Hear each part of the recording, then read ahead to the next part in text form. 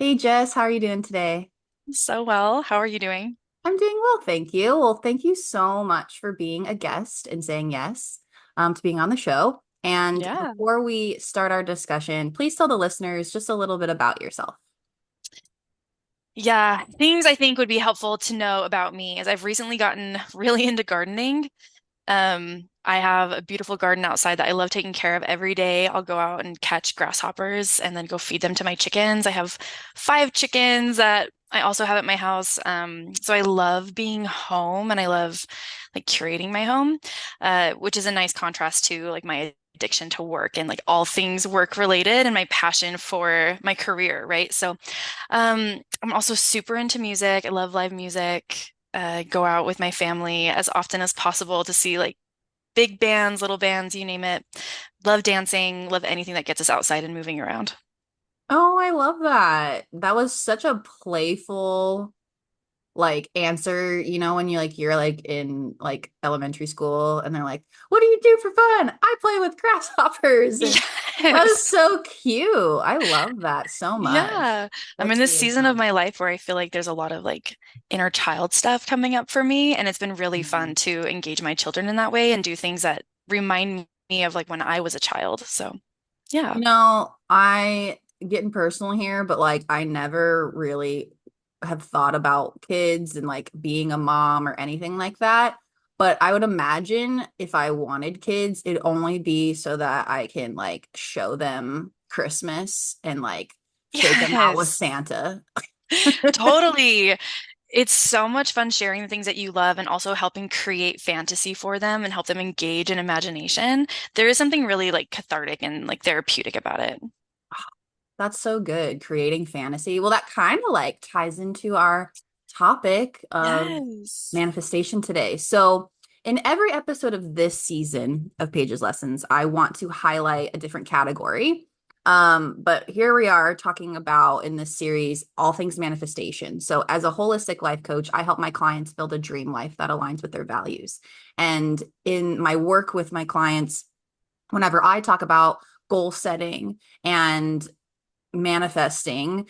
Some clients know exactly what I'm talking about. They're on board, but other clients are confused or they want to learn more about it. So, my goal for this season is to address as many manifestation topics, right? Any debunking any myths, giving real life examples to make people inspired, right? Just providing more clarity on how to manifest and what it actually incorporates, like what's all included with your dream life. So, Hmm. I personally have so many examples of the things that have manifested for me, beliefs, tangible items, places, things, like all the things that is really exciting. And I could go on and on about what has manifested for me, but I would rather talk to different individuals with unique voices and perspectives and get their nuggets of wisdom and their expertise and stories to really empower the life that we want.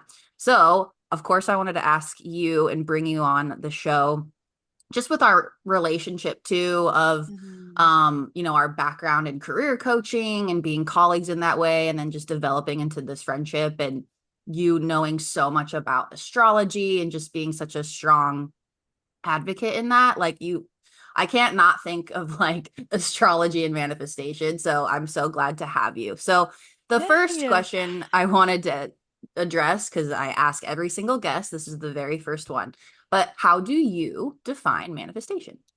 Yes. That's such a good question. I think that manifestation is one of those things that, on one hand, is so universally experienced and applied, but at the same time is intensely personal and unique to each individual and how they perceive it. And so I think for me, the way that I would define manifestation is an individual's ability to create and bring forward something that they want to realize, either bringing it into tangible reality or having an experience that comes about. It's recognizing the individual's influence in their external environment.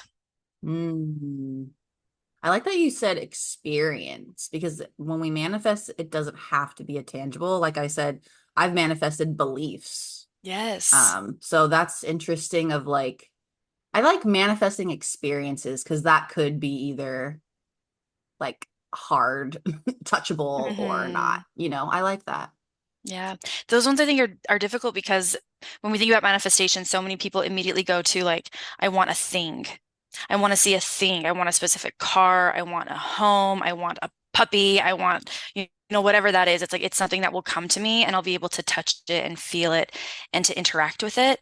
And there's less burden on the individual to accept it as a reality because it's there for you. Whereas when you go to the intangible and you're trying to manifest perhaps a belief or an emotion, or like again, like an experience that you move through, there's the burden on like your mindset to accept that this is happening and to allow it to be experienced, right? And to acknowledge that it's there. And so I think those ones are a little bit trickier, but at the same time can be easier to bring about because as an individual, you have so much more influence.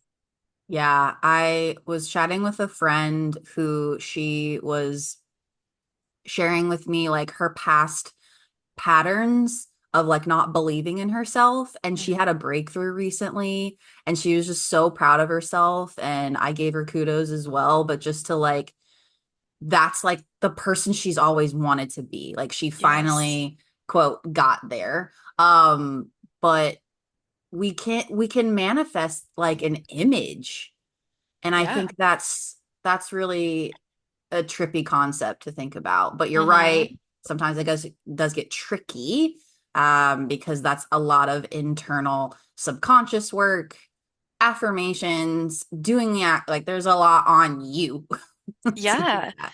And if you even think about the time involved, right? I mean, the time it would take to rearrange your room or change your outfit is far less than the time it would take to rewire your neurological pathways, Yes, you exactly. know? But it's not And impossible. it's not impossible. It just, the work might look different, and the support you would need through the process might look different, and your personal commitment to the process would look different as well. Yeah. Well, speaking of just like I mean that kind of goes to like your identity, right?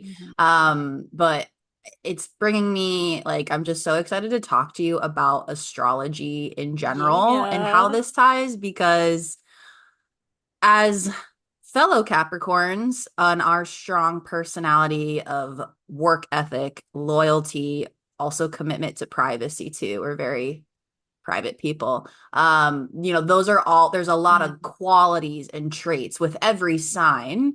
So rewiring those kind of Yeah. core staple beliefs of your identity with your like, sun, moon, rising stuff, like Mm.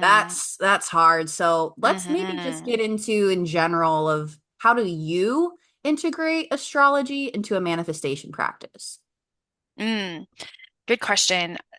I'm kind of thinking about it in two different streams of consciousness. The first is that when you have a really clear understanding of yourself and who you are, then I think that it makes it easier to engage in a relationship with manifestation. Because if you think about, one of the core principles in manifestation is you have to be open to it and you have to believe that it's coming. It's like you have to be in the mindset that it's already on its way to you. Of course it's coming. Like, why wouldn't it? Like, it's already on its way. In fact, it will be here before I know it. It will come easily. Like, there's all this like mindset that you have to go into.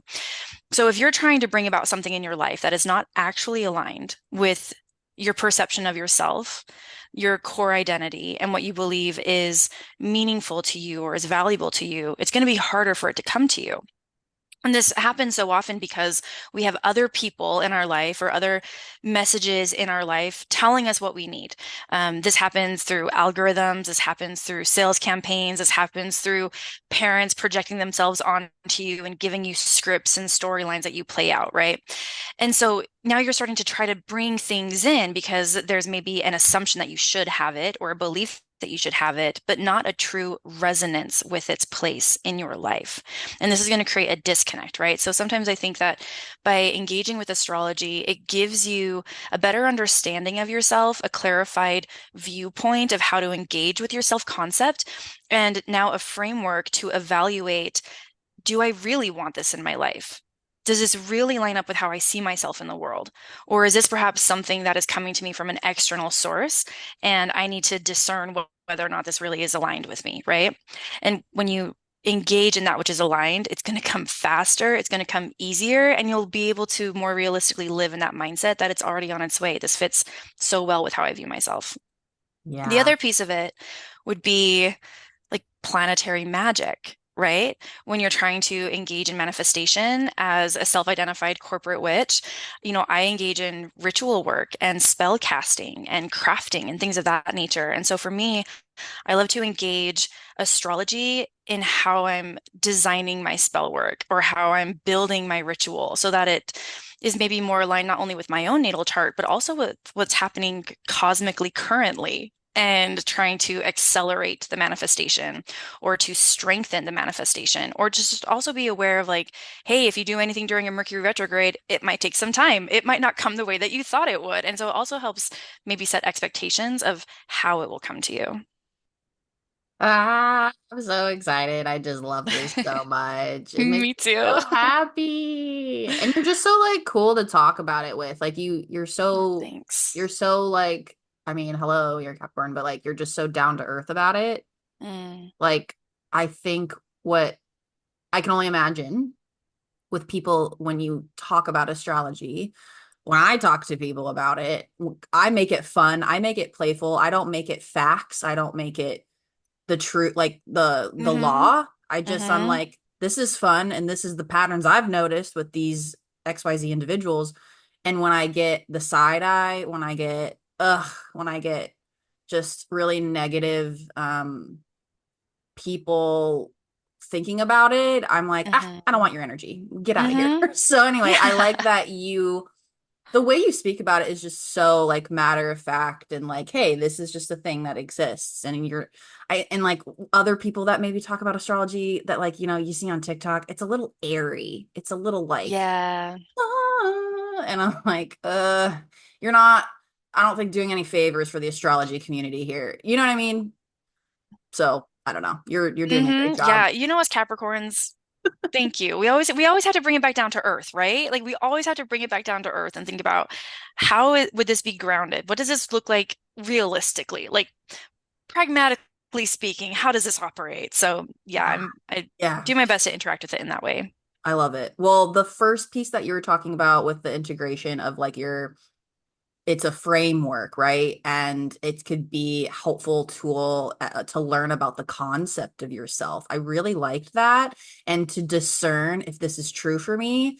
I just know pattern wise, like a lot of Virgos and a lot of even Geminis are like, "Ugh, I don't believe in anything of like I don't, those are the ones that I've interfered with the most, like interacted with the most that have been like totally like all of the traits of that are not me. And I'm like, okay, well that's fine then. Yeah. So like how stereotypical of you. Just kidding. But to that point though of like, okay, like this is my sun, this is my chart, this is my all the things. Does this really apply to me? Maybe yes, maybe no. But that's a good framework. I love that.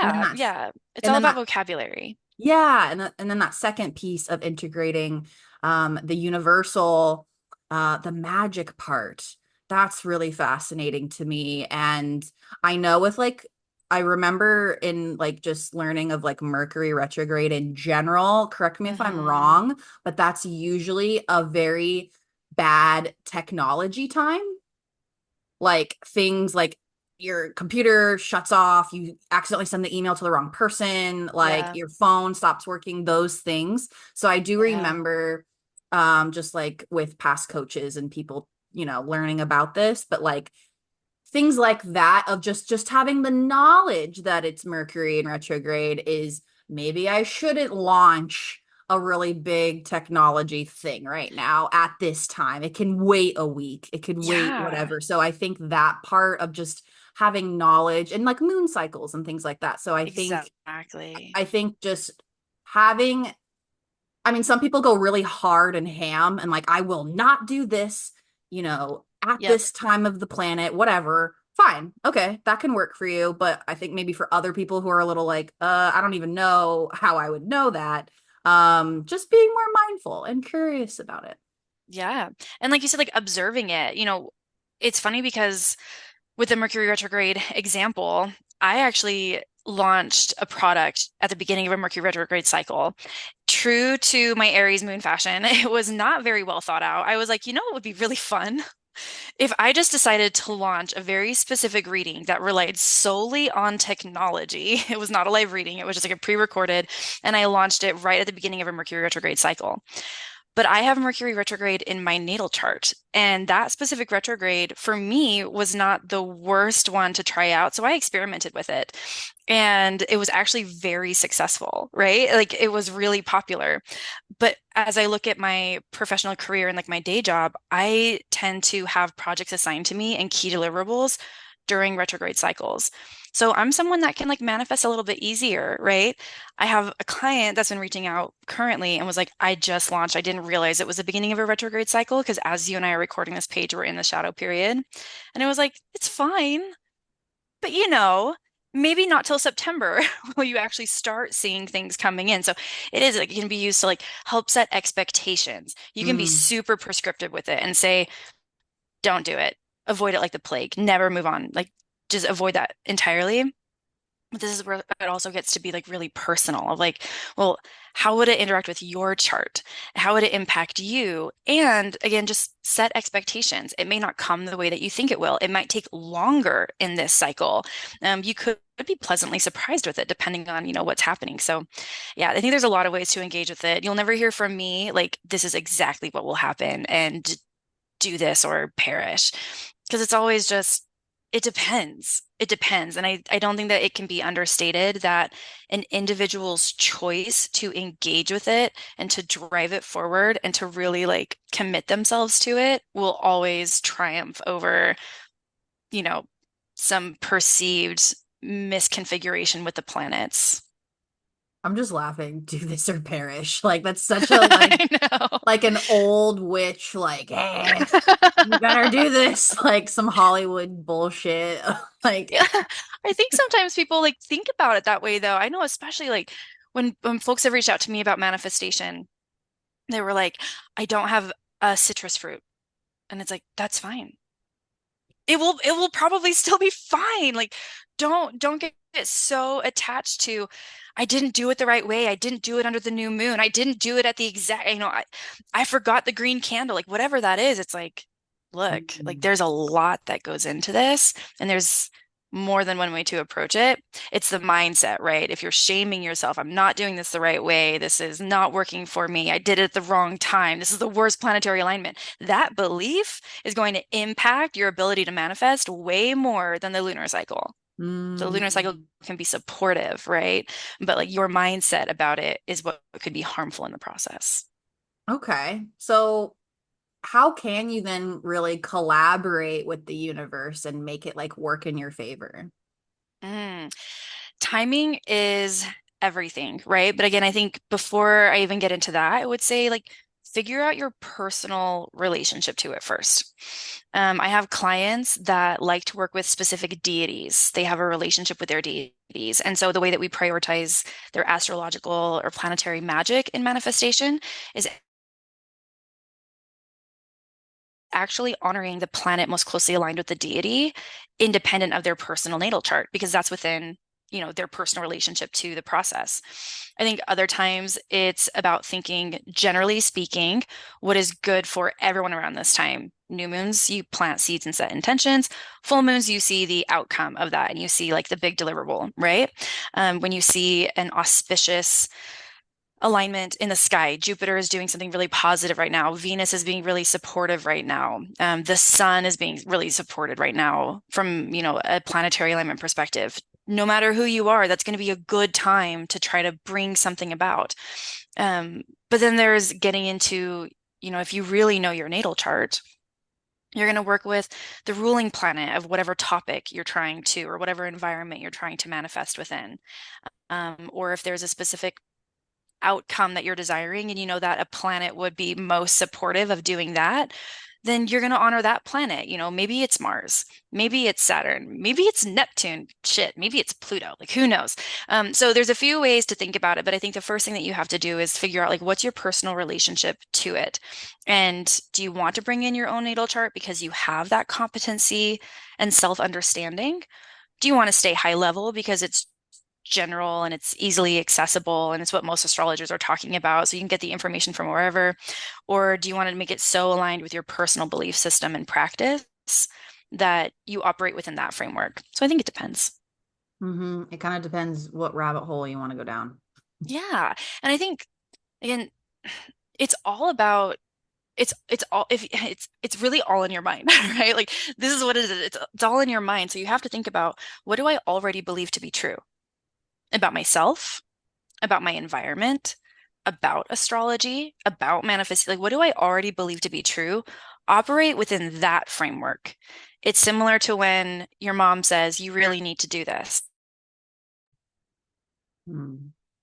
If you don't, to your core, believe in that, it's going to be harder to manifest. So if anyone's listening and they're like, oh, like maybe I'll use astrology. Look, if you're on the fence about astrology and you're not even sure you buy into it, maybe don't try manifesting with it. It's just creating an extra barrier for you to work to work in and to integrate, and it may not make sense. So always stay within what you believe. Always like stay within what it resonates most with you. That's really helpful. It's like kind of don't jump ship into something that maybe like doesn't feel aligned. But you're right. Mindset is a very, if we don't have mindset when we're starting to manifest, then it's just gonna get, you're just gonna get really frustrated with yourself. Mm-hmm. Mm-hmm. So you did touch on earlier too about like timing is everything. And I mean, I mean, we were talking about like defining expectations and things like that, Mm-hmm. but like how do you stay patient with this timing? I mean, to the core, I think it goes down to your level of trust. If you take it into, again, like a real, like practical setting,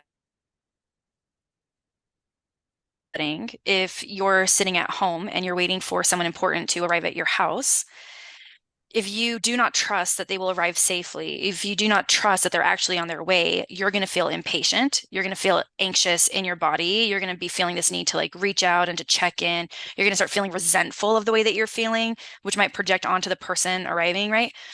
Whereas if you have trust that they're going to be there safe and sound, if you have trust that if they said they were on their way, they are in fact in their car and driving, then you're going to feel peace. You're going to feel this like, calmness in your body, and that, will influence how you react when they arrive. And so there's this element of like, how do you stay patient? Well, do you really trust the process? Do you really trust that it's coming? Do you really trust yourself and your ability to bring this forward? That's one piece. I think that if you're feeling really impatient, I would go back to like, do you trust that this will come? And I'm not asking anyone to necessarily have blind faith, but you know, I think it's okay to like want to interact with it. Like, I think it's okay to ask for signs. Hey, if I am on the right path, if this is really aligned, if this is coming for me, I'd love to see evidence of this. I'd love to see it in this way. Asking for check-ins from the universe, I think is totally fine as well. I've often done this actually through dream work. If anyone has asked for spiritual messages to be given to you via a dream, then this has been really effective for me of like, I would love to see this in my dream. I would love to have this message in my dream. I would love to see this symbol in my dream or in my external environment to let me know that this was heard and that this is coming or something along those lines. So like, trust that it's coming, ask for an update. I mean, I'm a corporate witch, right? Like I'm that witch from work. So it's like if you would do it in a corporate office, why not do it with the universe? Think about it as your way of influencing up. You're managing the boss, right? It's okay to ask for an update. It's okay to reach out and to check in. And if again, ultimately at the end of the day, you have to like trust in that relationship. If you believe the universe has your back, if you believe that like it's here for you, then it's going to be easier to engage in that. And it's not going to feel as awkward to also reach out and like ask for a status update. I love that so much. It's so good. I just love the parallels. I mean, you've branded yourself so well of that, and Thank you. why not just ask for an update? I think we need to remember that we are co-creating with the Yes. universe. Hmm. It is a relationship, but first we need to identify not only what we want, but our belief system. Who who are you Mm. going to? Are you going to your angels, your, like your spirit guides? There's so much. There's so many different tools and resources. Yeah, But if we don't even know who we're talking to, and if we're not building that relationship, then when we're asking for a sign, you're not going to trust that whoever's going to give it to you because you don't even know who it is. You know what I mean? So it's like we need to really define what our beliefs are because that's the magic. That's the it magic part of it. is. And I And I like think, oh, go ahead. oh, I like what you touched on. Like, I think that communication is a big piece of it. Like, you need to clearly communicate what you're desiring, and you need to figure out what does the communication strategy look like going forward. Again, treat it like an actual like project. Like you're the program manager over this manifestation. Like, what would you be doing? And not to the point where you're neurotic, right? No one likes that project manager, but to the point where you've thought about like, what are my check-ins? How will the communication be going forward? And what are my expectations? And I think the more clearly you're able to articulate your expectation, the easier, again, it's going to be for those like check-ins, the easier it's going to be to trust, but also the the possibility of getting the desired outcome exactly as you expected it will increase. I think this is another like potential like pitfall or like challenge that people run into is they begin the manifestation without a true sense of clarity of what they're trying to bring in. And they can't define it and they can't articulate it. And therefore it's delivered in like this, like, is it? Was this it? Is that what I asked for? How will I ever know if it's coming? Well, did you clearly define what you were trying to bring in? If you didn't do that, then it's going to be very disappointing when it comes, right? You won't even know if it's there. Mm-hmm. I am obsessed with you are the project manager of your manifestation. That hits really good, especially as a Capricorn. Like, put me Yeah. to work, but also there I do struggle personally with, Mm, and I'm sure my listeners too, especially just as very ambitious, goal-driven people, of the clarity piece ain't my problem. The vision mm, piece ain't my problem. I'm clear mm-hmm, as day. I have it in a fucking spreadsheet of mm-hmm. all Yeah, the you do. things. I'm also, I'm a life coach, so I know all the categories of my life of where I would love them to be, in addition to Mm, gratitude as well for where I'm at. But it's the letting go and the yeah. trust. So that's the more maybe feminine side, and the surrender and release. But again, that co-creation and that relationship is going to be key moving forward, folks, because when you are that project manager that's, or really annoying and micromanaging and being like, hey, is this there? Yeah, Yeah. is it? Like, the universe will be like, back the fuck up. Yeah. Fill your biscuits, man. Like, Chill your biscuits, seriously. Well, and I want to bring in like some Hovey frameworks, right? Like one of the ways that you build trust is by displaying your character and displaying your competence. And so if you think about that with the universe as well, like if anyone is listening to this and like the trust piece is the biggest part of the struggle, then look at the universe through that framework. Do you believe in the competence of the universe? And this is where for me, sometimes astrology does help fill in this like bucket for me. I do see the universe as this intelligently designed crazy mathematic mechanism that is regularly communicating and influencing and interacting and is influential in our lives. And so for me, that's like, yeah, I believe the universe to be competent. I believe that the universe knows me, sees me, but also recognizes the environment that I play in and has not steered me wrong before, which goes into character, right? If you have a mindset that the world is out to get you, nothing ever works out for you. Your life is harder than everyone else's. You always miss the timing, you miss the boat, you miss the opportunity. If you have that belief system, you do not trust the character of the universe. It's out to get you. But if you can look at your life and you can start like pinning out or like planning out or writing down or reflecting on every time that it gave you exactly what you wanted, whether you asked for it or not. Sometimes for me, it's as small as like the second I get in my car and start it, my favorite song is playing on the radio. And it's like, oh, you love me. You see me. This was for me. Thank you. You know, the more you can get into that mindset, but think about it that way. Like what do you believe about the competency of the universe? Do you think it's actually a conscious thing interacting with you? Because that's how you evaluate competency, right? And then character. Has it really steered you wrong in the past? Is it really out to get you, or has it cared for you? Has it provided for you? Right? So if that's helpful, if anyone's like struggling with trust, that's how Covey would define one way of like evaluating whether or not you can trust someone, you know? I really, really like that a lot. That's very helpful and grounded and like brings you back down to kind of brings you to your values too, right? Like what's Yeah. important to you and your moral compass, right? Like if you Yeah. really value integrity, if you really value family, if you really value whatever, I mean, you're getting back to that, which again, does that support also my belief system? And yeah, the competency piece is really Hmm. that's where also there are just so many resources. There's so many tools. Like you Yes. can go down human design, you could go down Oh, Enneagram, totally. crystals, Yes. tarot. Like, good Lord, there's so much out there Yeah. for people to hold on to. And that's why, like, I've always really struggled when people are like, I don't believe in anything. And I'm like, you sure? You swear? You promise? I don't know. Hmm. I just feel really bad. Like that sucks. I hope I'm like, I hope you find something that lights you up. I hope you find something that just brings you joy and peace into some capacity, right? I don't care if you worship, a kitten. I want Yeah. you to believe in something. It's just gonna be that much easier. It Um, it is easier, and part of like what makes it easy is that when you have these tools or you have these beliefs, what it does is it provides a common language.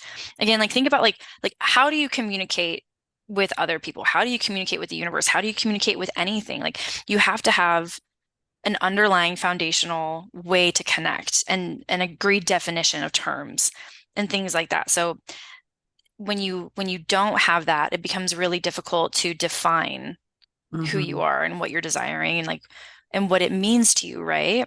And I think, I mean, in positive, this isn't just like our opinions, right? Like there's a ton of research around this in positive psychology. Almost any leading positive psychologist or people who study meaning and mattering would tell you that people who engage in a belief system are happier. They report higher levels of like satisfaction and personal fulfillment. And a lot of it is because of like the community it connects you with, the support that you feel, but again, like a framework of belief to make decisions, to navigate and to interpret things coming in for you. Yeah, I was actually, that's so funny you just said community because like that's what I was gonna say is like I love that you touched on once you identify what you want, once you commit to this is my belief system, this is what supports me, this is what I want to who I want to co-create with. You Hmm. develop a language, and that language piece then transfers to community and who you surround yourself with, because also with manifestation, your environment matters to a micro level of like your neighbors to a macro level of, obviously. Hmm.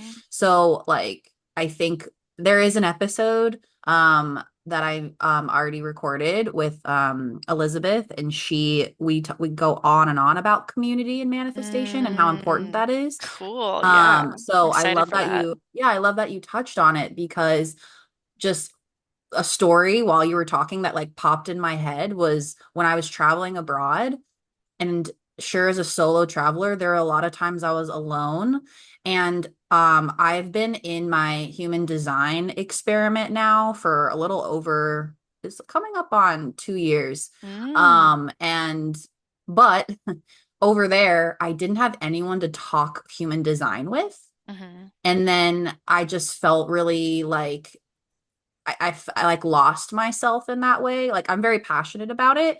So the fact that I didn't have the language to tell someone like what I was experiencing, and then of course, like I hopped on the phone with like my friends that do speak that language, which Yeah. made me feel a Yeah. lot better, but it was months without it. And so when you're Yeah. months and a long time without your community, without the people that support you and the beliefs, and the things you want to create and manifest for yourself, like that's a really lonely time. So I It don't know, is. And just again, that's where like you start to doubt. You start to lose trust. You start to like get uncomfortable or insecure with it. And again, going back to like consider the universe as part of your community, Mhm. right? Like if you if you're wishing for something to come forward, it is. It's about like talking about it and like engaging with it and like putting it at the center of your world. And when you stop talking about it and you stop engaging with it, all of a sudden you're like, wait, but would it be coming? Does this actually make sense? Is this is this even like meaningful? And so yeah, like over communicate Mhm. and consider the Absolutely. universe as like part of your community as well. Yes, I really like that. I wanted to get into you. I don't know if you like touched on this a little bit, but it's definitely been on my mind about just like, well, you said about rituals, but Hmm. tell us more about spell work and how that is anything about manifestation. Like, tell me more. One of the things I love most about spell work, and I think that when I was going through my own transition of faith, and when you're changing belief systems, this is like learning to speak a new language. This is learning to live in a new country. This is learning to be in a totally different culture, and all of that stuff. And that can be really hard to have that disruption. But one thing that was like always really clear to me is I like having a physical representation of belief, of manifestation, like whatever that is. I like having something physical and tangible, and that has persisted across everything that I've explored and experimented as I've, continued to clarify my self-concept and what I believe and things like that. So when I started engaging in witchery, the idea of like spell casting was so exciting to like experiment with it and to try and all these things. And so what I've found has been really resonant for me, and one reason why I continue to engage in this practice is it focuses my intention. I can put all of my energy into a single like uh, thing, right? It's the writing on the bay leaf, or it's like watching like the candle burn, and it's like a focal point. Whereas when it's in your head, and this is where like sometimes the risk is, it is airy, it's too ethereal, it's not grounded, it's all up here, and it feels overly woo-woo to the point where you're like, I don't get that. Like, how do I engage with that? As an earth sign, it's about like, how can I touch it? How can I interact with it? And it's easier for me for a visualization perspective as well. Like I can see what I'm trying to do. I can touch what I'm trying to do. And I can be reminded of that. And when you engage all five of your senses, or, even like that sixth sense, right? Like our ability to just intuitively know things. When you engage all those senses, I think it just, again, it brings it to life and it engages that trust again. Think again about like you put a wish out into the world and you never see it and it goes away. Whereas if you create an altar space for it, now it is physically holding space in your life and it will stay in your mind because you can see it now and you can continue interacting with it. I think it's also really beautiful when you are trying to manifest something that maybe is intangible. Again, this isn't trying to win a specific thing or trying to like, bring in a specific like vehicle or something like that. Like if it's just like I'm trying to like manifest like personal fulfillment. I'm trying to bring about the feeling of love. I'm trying to bring about the feeling of security. These things which, require more effort because it is more like neurological, then having something in your physical space can just make it feel more grounded, right? And it's easier to maybe put like a framework around it or to put it into a container. So Do you have like I an love it. example of mm, like, because when I think of spell work, I'm going straight to Hollywood stuff. So is there something like, let's do an example of like someone wants to manifest. Let's do something like, I don't know, they want to manifest a car, they want to manifest a Hmm. dream home. These are pretty practical and like normal things that people want. So, Yeah. what would you say with spell work, or like even where to get started? So a few things, like I'm going to use the car example. If you were trying to manifest like a car, then you would want to see the car. You would want to be very, very clear on what you're trying to manifest, right? It can't just be like a car because plenty of cars might come to you. But is it a car that you want to drive? Is it a car that gives you the gas mileage? Is it a car that you can afford? Is it a car that will last a while? Like, so be really, really specific on what you want. And this is where if you're creating an altar space, and this is what I would do because I have multiple like different altar locations in my home. I would get a picture of that exact car. and I would hold space for it. I would like around that car, I would drop little pieces of abundance, clearing out negative energy. We'd put some quartz in there to amplify the intention, right? Like quartz is like the universal put it on everything. Um, and I would like create a space that would like elevate this car, this specific car that I would want. And then maybe I would start dropping like, little things that remind me of it. Like maybe the color of the car that I want. I'm walking around and I see like the color that I want. And so I'm going to take that. I'm going to bring it to the altar as kind of this like, I am taking this as a sign from the universe that you heard me. This is one of those things that reminds me that I'm on my path and that it's on its way, right?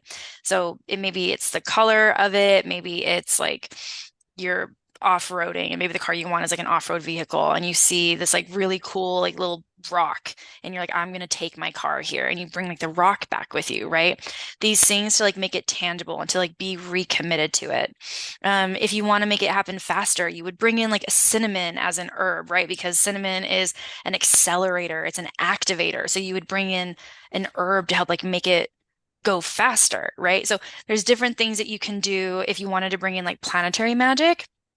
Um, and specifically in a car, you're going to think about like what's going on in your third house, because that's kind of like how you get around. That's mostly like what we do with cars. Or you might think about your eighth house. You're probably going to get a loan for your vehicle, and this is now like a shared asset or something like that. So you'll want to think about like where in your chart would this type of manifestation show up? And then what's the ruling planet of that house? And what's happening with that ruling planet in the sky right now? If that ruling planet is Saturn, I'm sorry, but this manifestation is going to take a while. It's going to take some time. You just have to know that going into it, no matter how much cinnamon you blow at the altar, Saturn wants you to take your time with it. And it wants you to be like really like concerned with it. And so Saturn, to be satisfied with the manifestation, is going to ask you for evidence of the work that you put into it. Maybe you start honoring Saturn through this manifestation by having a list. Right? Project manage the shit out of this. Get a list of the different things that you need to do to accomplish this. Give yourself milestones, give yourself timelines, put a calendar next to the altar that outlines the specific things that you're going to do, whether it's a savings plan, whether it's a loan application process, whether, whatever that is. If it was Venus that was the ruler, and so you're trying to honor Venus in this process, well, Venus doesn't care so much about time. The Venus cares about how is it going to feel? How is it going to look? So maybe you start buying the accessories for your car. This is where you're like, I don't have the car yet, but this bumper sticker is going on it. I'm putting it on the altar. I don't have the car yet, but I know that I'm going to have this dangling from my rearview mirror. And so I'm going to buy it now and I'm going to put it on my altar. Like, right. Like think about like what's the planet that's involved and how are you satisfying that planet to try to like be supportive and to like to collaborate in this process, and how do you make an offering? And I would put all of that there. So there's like a few different things that I would do in that situation, and you can do all of it. You can do one of it. You can do none of it. Right. But those are some things that I would engage with spell work. That was so helpful. That was so good. That was an amazing example. You gave so many different options. I love that. I love Yeah. it. Oh my God. That just made me like really happy. And it also reminded me of like, so is Saturn daddy energy? You know what's so funny is that like Saturn is daddy energy, but um it depends on it depends because Well, Capricorn is more of like grandmother energy. okay. And so when I think about Saturn, I just think about like this authority figure, which is why like we commonly think of dad, but it's not necessarily Okay. inherently like masculine. I'm only saying daddy because of my relationship with my dad, and like Mm, I so maybe not daddy energy but still authority. So let's keep this authority train going. yeah. Um that when you know like what she's saying, it's the ruling planet, right? When you know that, or the ruling house, The ruling that planet. Uh-huh. yeah, when you know that, and just your example of like, here's a spreadsheet to prove to you of the work I'm going to do. And that I immediately just like wanted to cry because um my dad who passed away, but growing Mm, up, I did have to prove to him of the things I've wanted and why. And he was a very, he's an engineer, very logical man. So And I would actually have fun. I'm a Capricorn, so like I had fun making the PowerPoints anyway, but it just reminded Yes. me of that, of this like I'm proving to you I'm showing you my plan. I'm Yeah. not just like if I want something, I'm legit figuring it out. And I also like, that was way back then, right? Why do I want a puppy? Why do I want this car? Why do I Yeah. want this whatever, this trip? So that he could fund it, right? But then fast forwarding to just me and my spreadsheets and the things I'm manifesting is I made spreadsheets of moving to California. And I Mm-hmm. made like this is how much I would probably, my rent would probably be if I lived there, the area. Here's the apartments that I like. Like I was like, oh, these are the friends that I would like to have. Like I made so many spreadsheets of just to Yeah. prepare for the move that was not even guaranteed. I literally had no prospects. I did not have money either. But I had this spreadsheet. I had this plan. So who knows, maybe the move to California, that was back in 2022, but maybe that was some Saturn shit going on. But like I didn't have an altar, but my altar was Google Drive. I'll tell you that. Like Yeah. it was, Well, and we've talked about this before, but you were like manifesting a living situation, which is like fourth house energy, which is Pisces in your chart, and you had oh, Saturn okay. moving through your fourth house. So if you were trying to manifest home, Yeah. you were honoring, like Saturn was a big piece of that for you, wasn't it? Mhm. This is, I think, listening to you too, I know one of the things that we kind of like touched on earlier was the idea of like working through it. And I think this is a really common misconception. It's it's one hand like this is where people that don't engage in manifestation or don't think about it when they hear manifest, they get instant like ick vibes because it's like what you're just wishing it to be true. But then people who like are new to manifestation, they get in and they do kind of think of like all I have to do is like hope for it and believe that it's coming and then there. And we don't often talk about like the work required.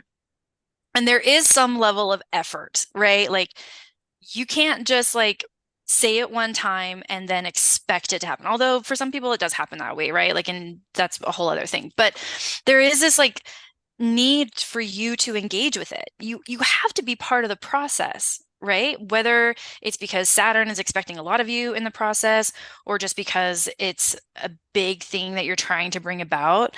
There is some level of effort required from you as an individual, right? And I think that people either get turned off by that idea or this is where they start to think like, well, then it's not real. You didn't manifest it, you just like worked for it. And it's like, well, yes, and like same, but different. So how do we work then? Or like what are like when you're saying put in the work, what does that actually look like? Or what does that mean? Yeah, I'm having this like Cardi B lyric in Love my it. mind right now, Let's Paige. go. Let's sing it. I'm ready. And I'm trying to, I think it was like the song that she released with Offset. I know. It's Clout. I don't know if you listen to Cardi B, but there's this part where she's like rapping about like her life and how like people want to be her. And she goes like, not from the couch. And that's like just immediately what played through my mind. And this idea of like, look, you can want a lot of things and you could be capable. You could be talented. You could be resourced. You could be networked. Like you could have a lot of things, a lot of opportunities around you. But if you sit there and do nothing with it, like nothing's going to come forward with you. And I say this, especially when we talk about Jupiter being, you'll hear astrologers all the time say that like Jupiter is the lucky planet. Jupiter is what helps you manifest. If you want to do anything successfully with planetary magic, Jupiter is the planet you got to bring in. And there's some truth to that, but the reality is that Jupiter brings opportunity, not necessarily luck. And I think it was Socrates who said like luck is when opportunity meets preparation. So you can have plenty of opportunity. Again, there are people out there with massive trust funds and just like all the connections in the world doing absolutely nothing with it. And so you have to be an active player. You can't just like sit on the couch and think like I'm very talented, things are going to work out for me. The universe will bring you opportunities, but if you're not taking advantage of it and if you're not putting in the work, that will let you like really like engage with the opportunity in a meaningful way, it's all for naught. And then again, you're going to have this mindset of like, for pity me, it never comes at the right time. I never have this chance. Like I'm not like connected. I don't, whatever, like whatever that is, like you start to have this like belief. But if you are actively taking advantage of situations, if you're curious, if I want to say opportunistic, although I'm nervous to use that language because I think some people have like a negative perception of it. But in a career development theory from Crumboldt, right? Planned happenstance. It's all about like you will ultimately find yourself in your ideal and dream career by just saying yes to opportunities and being curious about it and asking questions. And it's this belief that everything is moving you forward. This is again the benefit of having an altar space or bringing it to ritual is that it stays at the forefront of your mind. You think about it. And so therefore you line up the rest of your life to create space for that, right? So there is work involved, whether it's working on your mindset because you need to like fix this belief for it to really come to you. Whether it's like, hey, like if you want to be a world-renowned whatever, you might need to go, study a little bit. You might have to reach out and ask people for connections or recommendations or job offer or whatever that is. Like you need to be an active player. This is what shows your commitment, not only to the universe, but to yourself as well, right? It's like convincing your brain that, like, I do want this. I'm willing to work for it as well.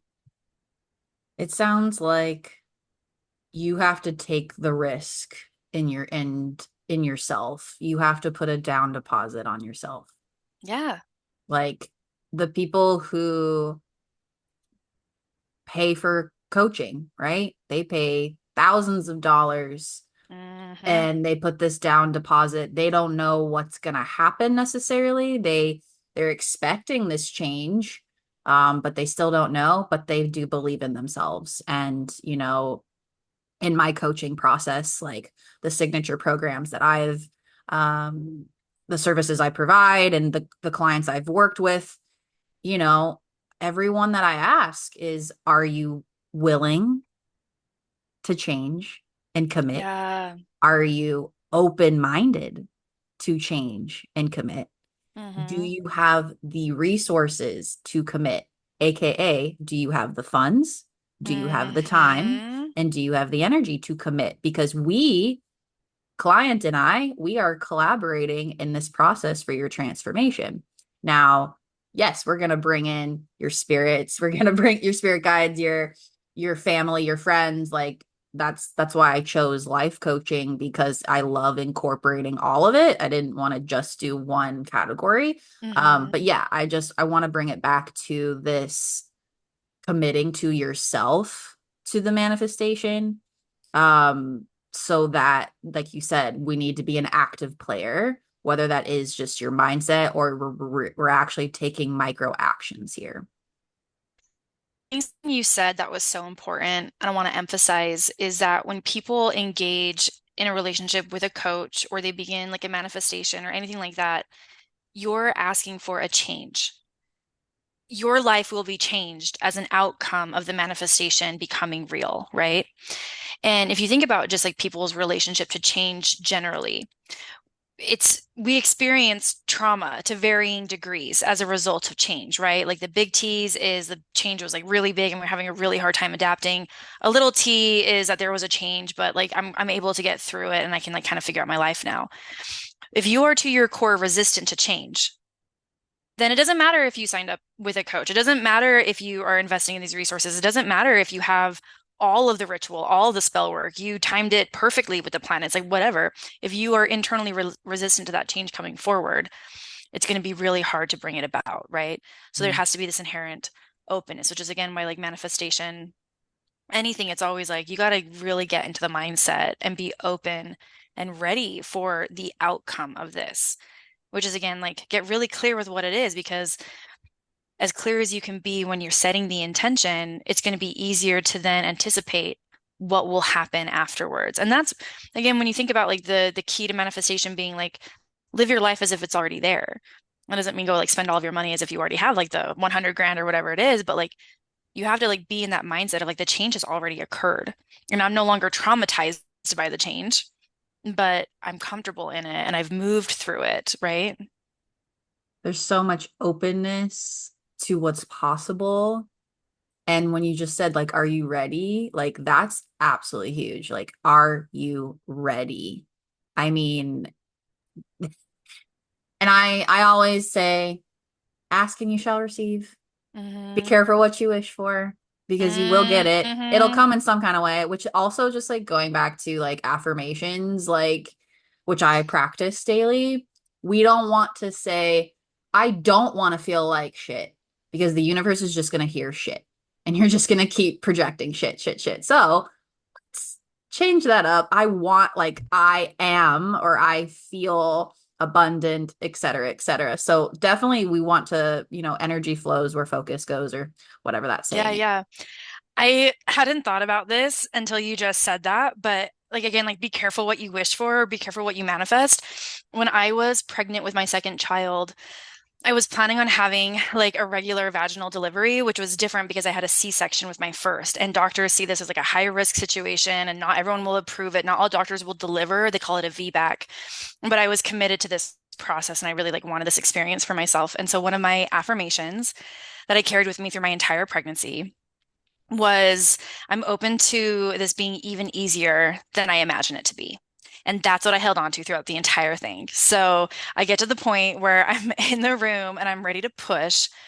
And it was so easy. I pushed twice, I think, and the kid came out. It was so much easier than I thought it would be. But as a result, I did have some tearing.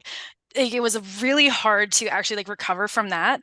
And in hindsight, what I wish would have been like, it's easy and timely so that I experience like optimal healing through the process. Yeah, we need You to know what I back up mean?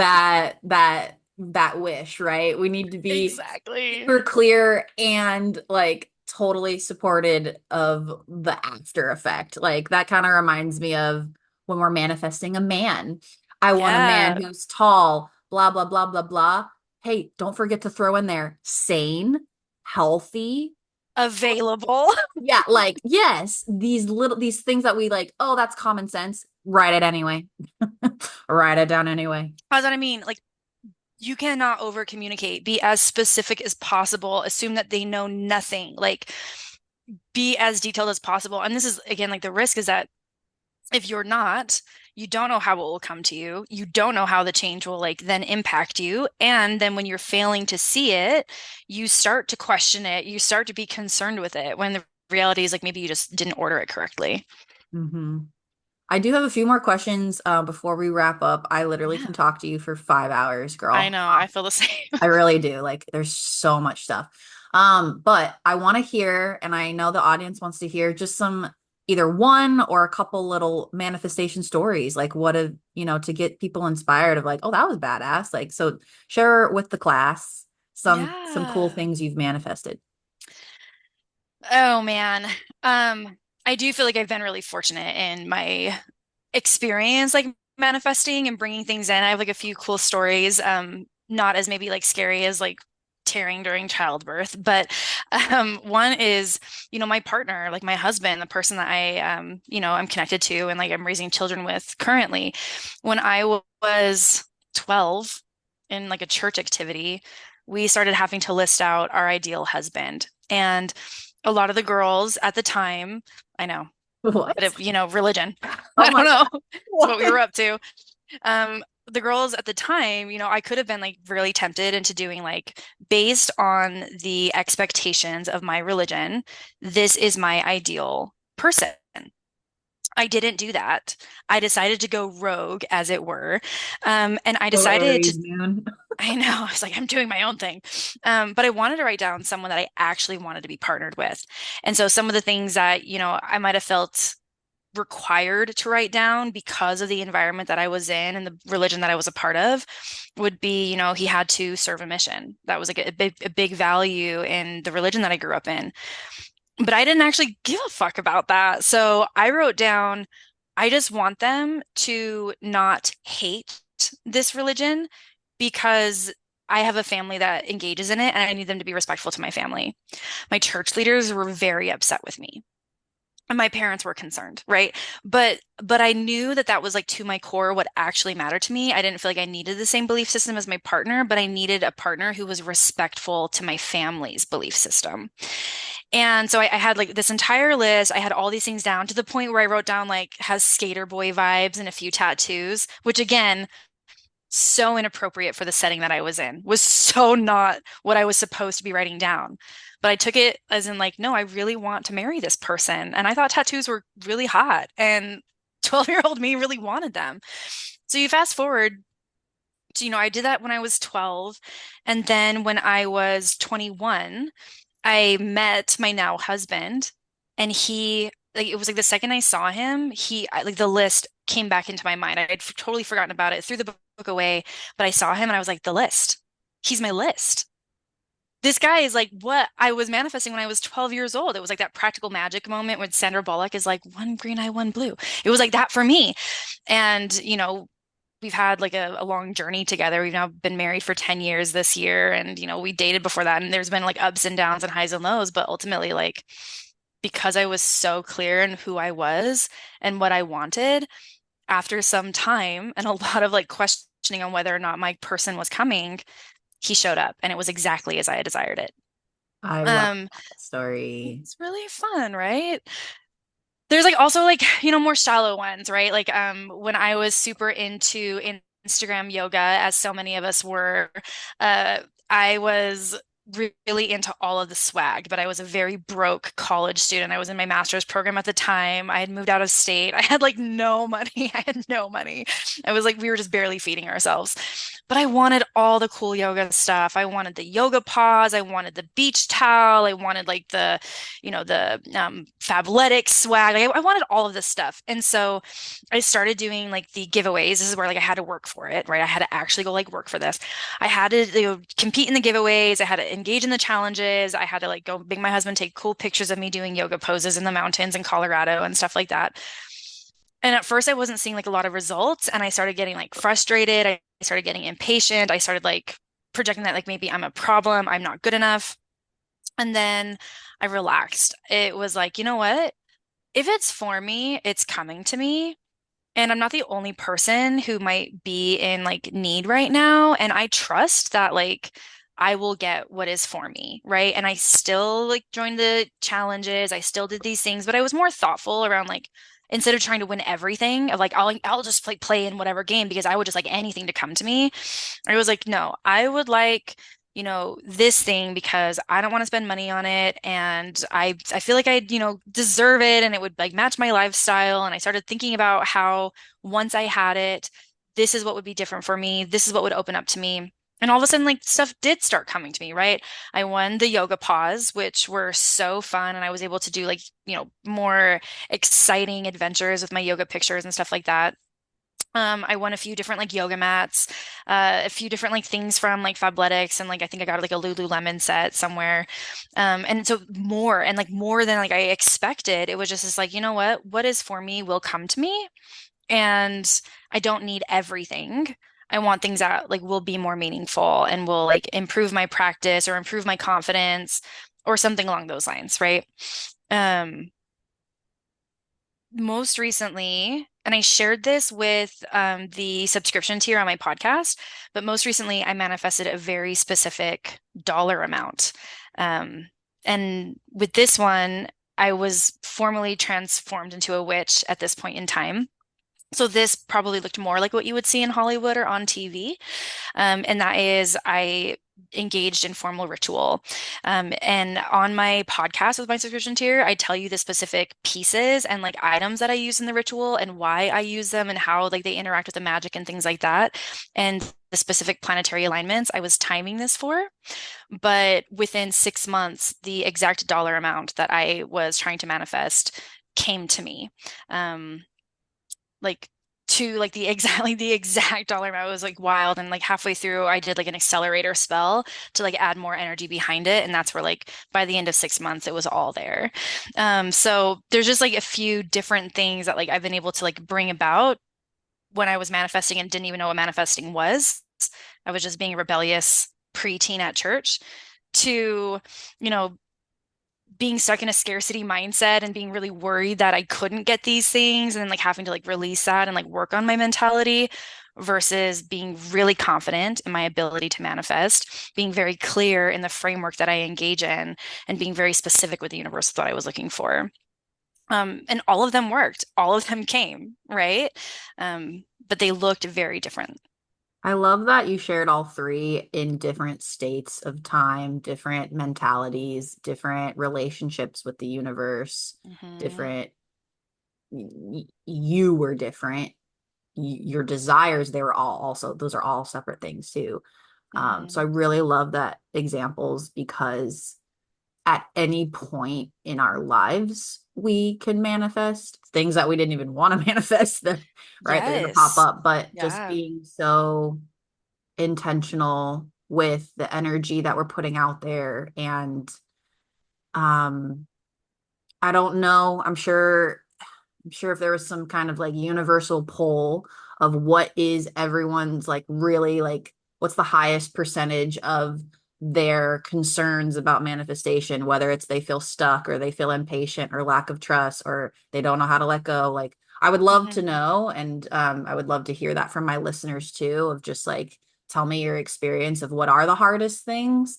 Because also like those challenges and struggles happen at different phases of our life, different phases of the trust process too, right? Maybe Hmm. 1 month I'm super fucking confident. I'm not struggling with any like lack of any mindset or anything, but then there's another month where I'm like super frustrated, blah blah blah, right? But it doesn't Totally. mean that shit isn't happening in the background. And one of my Yeah. affirmations that I say daily is everything is working out for me, even if I can't see it. So it gives that Yes. caveat of I can't see behind the Wizard of Oz curtain. So there's shit going on back there. But thank you for sharing those three examples. So I do, I would like to hear from you if there's something that maybe we're at the end of this episode. So is there something we've touched on so many great nuggets? Is there Hmm. a specific thing that the audience can work on? Maybe that's a homework or something to listen to or journal about. I would love them to have a takeaway from you. Absolutely. Well, listen, I am that witch from work. I'm all about career and vocation and things like that. Like that's like, the pillar of well-being that I would say like I specialize in. And so I would encourage all of the listeners to maybe go if I can promote like one of my podcast episodes. This is actually my most streamed, my most downloaded episode. I think it's one that my listeners like continually come back to because it's just an easy, quick meditation. So on my podcast, my number one episode is Manifest Your Dream Career with this meditation and visualization. It's a meditation that I learned actually in my master's program where I was studying career development and counseling and like, incorporating mindfulness and all of that.